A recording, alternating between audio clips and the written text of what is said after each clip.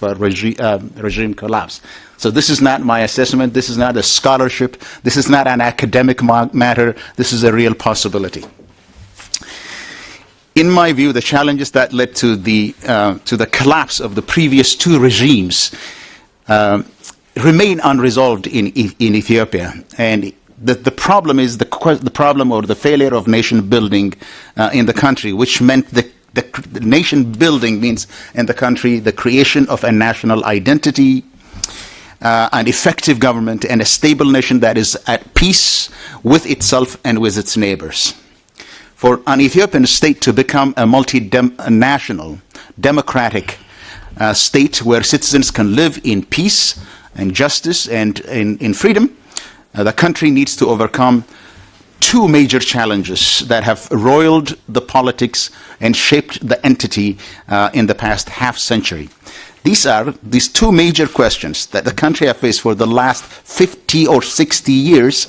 These are the question of nationalities, or the question of national integration, and the second is the question of political transitions. Transitions in Ethiopia have always been violent, and that is what robs the people who are wishing for a stable government, a peaceful society, that transitions are always occasioned with a violent result. This has been the case in the last 20th century. For much of the century, the center of politics had been dominated by a ruling class that hails from the northern part of the country and the people of the southern periphery. And when I say this, it's not really my conclusion. This is based on studies of the Ethiopian entity, polity, that this periphery remained unintegrated to the state system politically. And in some areas of the country, the subjugated people remained economically and culturally unintegrated to the state. That is to say, the people at the center refused to share power with the periphery. There is the highland periphery and there is the lowland periphery, but the problem, that intractable problem, one of the major problems that has shaped Ethiopian politics in the last 60 years is the refusal of the center to share power with the periphery. The second is, since the 19th century, political transition in Ethiopia have always been, as I just said, effected through extra-constitutional means. Violent transitions occur all the time, and violent transitions occur because incumbent rulers stay in power much longer than their mandate allows for. Once their mandate had expired, but they keep on staying in power. There are examples that I could share maybe in an question and answer session where these had occurred in the past 100 years. But like all incumbents, unwilling to relinquish power, they invariably ignore signs of popular discontent, and which eventually undoes them, which eventually leads to their overthrow. They simply ignore them. One of these great messages from the population of Ethiopia to the incumbent regime occurred in 2014, and it's still going on. It's known widely in international media as the Oromo protest or the Oromo uprising. The people that represent about 45 to 50% of the population, where the resources of the country come from, feel like that they do not participate in the national life, they do not have genuine representative in the government, that they are robbed of their rights to have their identity shaped by themselves, rule themselves, and have local control over their resources. This unprecedented nationwide protest, now widely known as protest, occurred with the people demanding respect for rights enshrined, and I just want to underscore this, rights enshrined in the Ethiopian constitution. Instead of responding to popular demands for change, the incumbent regime responded with unprecedented violence, killing thousands, incarcerating hundreds of thousands, and imposing a state of emergency to control society. The violence, unfortunately for the government, did not suppress the protests. 3 years after they started, they're still ongoing. This is unprecedented in the country's history. It's unprecedented in Africa. And by some measures, it's unprecedented that people could sustain protest for 3 years, and there is no sign that it is abating. Only recently has the government acknowledged that these demands are constitutional, they are legal, they are based supported by international instruments of human rights, but they're not addressing them. But resolving the issue of the country requires addressing these two major challenges that I have talked about. These are the precondition to addressing all other problems of poverty, problems of inequity, but the political problem must be resolved. Those two, national integration of sharing everything at the center, but also self-rule at the local level. But to occasion that, what is important is that we have a peaceful democratic transition to a participatory democracy where people are equal and enjoy liberty, freedom, and dignity, human dignity and justice. Now, that probably is not a possibility now. And that's where I want to focus on the problem. The problem begins with the promise of a new political dispensation when the Ethiopian People's Revolutionary Democratic Front, a coalition of 4 parties, the Tigrayan People's Liberation Front, the Amara National Democratic Movement, the Oromo People's Democratic Organization, and the Southern Ethiopian People's Democratic Organization. 4 parties, known as the EPRDF, they came to power in 1991. The leaders attempted in 1991. This is the era of what is known as the third wave of democratization. This was the time that in the West people were talking about the end of history, that the rest of the world will now be democratic and the liberal economic policies would dominate and shape the history of the world. At that time, they had no choice but to at least speak the language of democracy and market economics. So, when they came to power, they promised that they will resolve the problem of national integration through federalization, through a federal system, and the problem of violent transitions through democratization of politics. For the first time in the country's history, hope loomed large that democratization would transform subjects into citizens with voice in their government, and federalization would resolve the question of national integration, specifically by addressing the twin problems of Ethiopian politics. That is, land ownership or resource ownership and the question of deciding ethnic identity. So these two problems were supposed to be resolved through democratization of politics and the federalization of state structure. Now, whether Ethiopia was in the Ethiopia's democratization process was formally set in motion with approval of a constitution in 1995. Whether Ethiopia was on the path to democratization and whether the federalization was in force, the test came in 2005 in an election that was fair by Ethiopian standards, but the results were rejected by the governing EPRDF party. So unwilling to concede significant loss of seats in parliament and the consequent loss of power through elections, the government nullified the elections and violently suppressed the ensuing protest of the people demanding their votes to be respected. So consequently, the hope for the peaceful transfer of power, the currently accepted sign of a successful democracy, failed to occur in 2005. Democratization was effectively derailed. And in the aftermath of the crackdown, the EPRDF envisaged that it could prevent popular grievances from developing into a national consciousness and a result in national resistance by doing 3 things. And this is what I really want to emphasize. By controlling the political space completely. Secondly, dominating the economic sphere completely and centralizing the governing institutions in a state or an entity that was supposed to be federal, where power should revolve to the states. So let me talk about these 3 things in order, and then I will yield to my colleague here. So controlling the political space. After the 2005 elections, in 2006, Ethiopia's late Prime Minister, Meles Zenawi, made the EPRF's version of democratization public, declaring that its goal, the country's goal, was the creation of a dominant party democracy. A dominant party democracy. That variant of democracy, elections were allowed to be held, but to confirm the party in power. And I am not making it up. This is in a book. This is really codified and practiced. The proposition was predicated on the rationale that competitive elections that produce frequent change of power weren't suitable for the kind of sustainable economic growth that Ethiopia needed.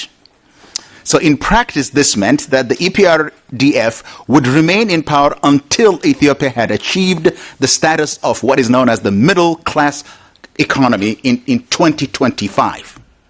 So declared in 2005, becoming the official goal of the state that elections will be held, but to confirm the party in power until Ethiopia had become a middle class country.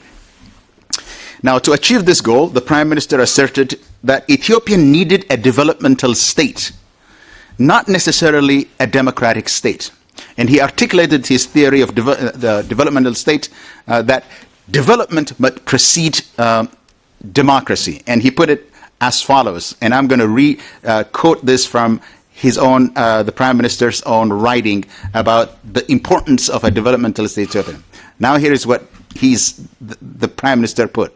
Where the circumstances for a developmental state do not exist, the chances for a stable democracy to emerge are indeed remote. Where they exist, while there is no guarantee for democracy, there is a reasonable chance for a developmental and a democratic state to emerge. That is to say, this is a gamble, that it is better to grow out of poverty first and then talk about democracy later. But if you start with democracy, you will lose both, that you will not become democratic and you will not become developmental. So it's better to sequence it rather than having both at the same time. That is, achieve development and then democracy had a better chance of succeeding. So it's unambiguous. The implication was unambiguous. It implies that it is justifiable to be undemocratic in order to achieve development, because that the latter can increase the chance for democratization. So in effect, the developmental state became an ideology that undergirded the EPRDF's refusal to share power. Declared the official policy in 2006, measures were taken to put the ideology into practice. That came in 2008 when the EPRDF won 100% of the seats in the local and municipal parliaments. In 2010 national elections, the EPRDF won 99% of the seats in the national parliament. In 2015 national elections, it won 100% of the seats in parliament. This meant that there was really no place for opposition and hence for democracy. The ritual of authoritarian democracy or elections, in which votes are cast but not counted, became the symbol of Ethiopia's democratization without popular participation. That's controlling the political space, politically said. After winning large majorities in parliament, the ruling party passed laws that restricted the right to expression. It's called the Press Law of 2008. Then the right to association, it's called the Civil Society Law of 2009. And the right to assembly, it's called the Anti-Terrorism Law of 2009. Constitutional courts were emasculated. They were turned to instruments of suppression, of dissent, and persecution of political opponents.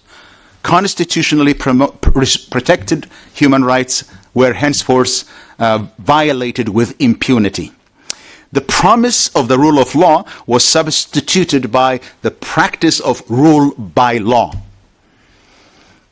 Rather than the rule of law, rule by law became the standard practice in Ethiopia. So control the political space and then pass laws that actually gives you more control. Now, in addition to concentrating power in the hands of the single party, the Ethiopian version of a developmental state also envisioned a society that cannot deviate from the official line of the state-sanctioned public discourse. In the same book that I just talked about, the architect of the developmental state ideology, the late Prime Minister, put it in such an Orwellian manner that when revolutionary democracy, that is the ideology of developmental state, when revolutionary democracy, and I'm quoting here, permeates the entire society, and I really want you to listen to this one. When revolutionary democracy permeates the entire society, individuals will start to think alike. And all persons will cease having their own independent outlook. In this order, individual thinking becomes simply part of the collective thinking, because the individual will be in a position to reflect on concepts that have not been prescribed by the revolutionary democracy. That is, there is an official ideology, and everybody must conform to it. Individual thinking is not acceptable. It will be a collective thinking, a party thinking. So, control the political space, control the legal space, and control the mind of the people to think independently. If I were making this up, you would probably doubt it. But I'm quoting it from his book, an unpublished book. So that is the controlling political space means. That is, opposition would be dubbed undemocratic or anti-democratic and anti-development, and that's what happened. And silenced by law, the people were denied a voice, and a voice in their government, and the government of their own choice. The political space was effectively controlled.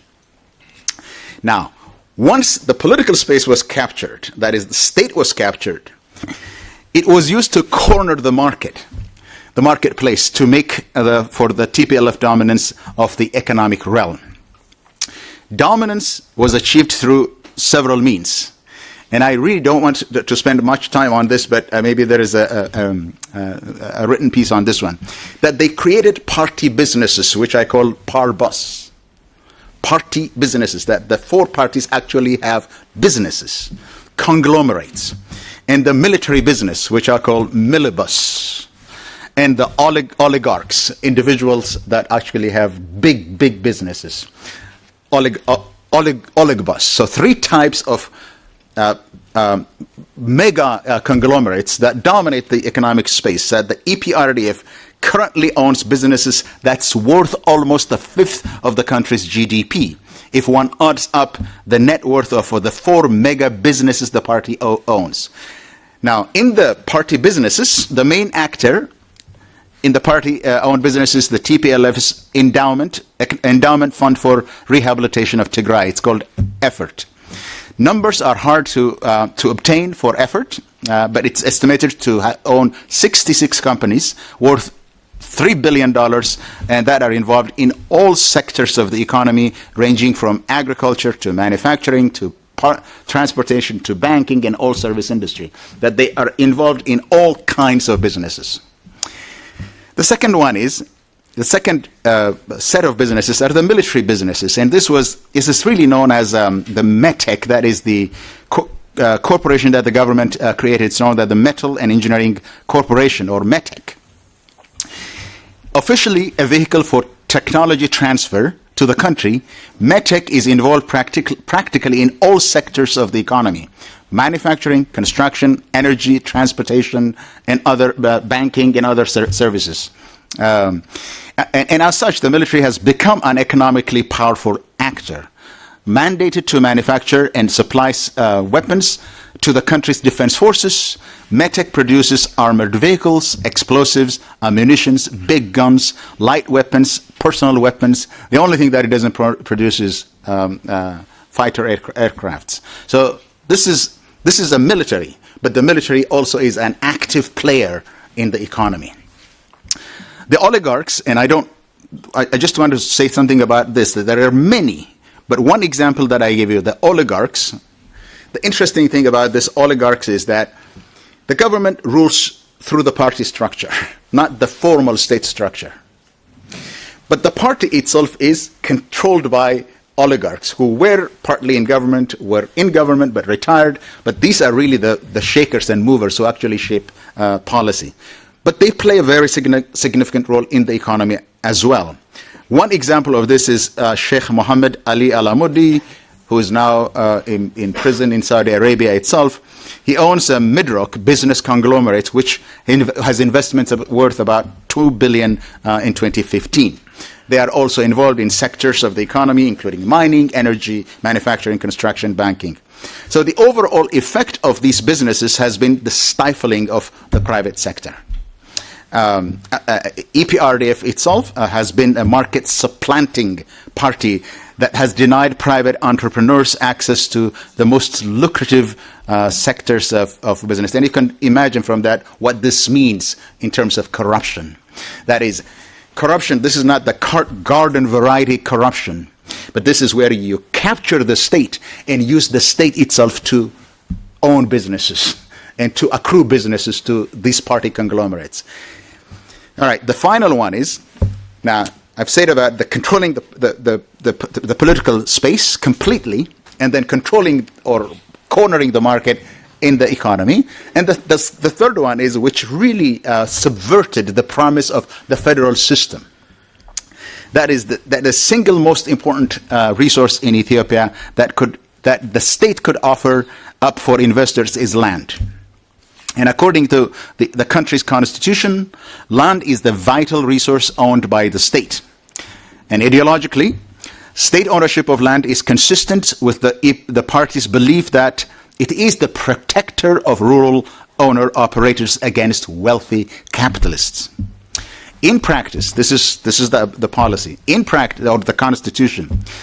In practice, land was to be administered by the regional governments in accordance with the federal arrangement, the federal structure of governing, where power is shared between the regional federal units and the central governments.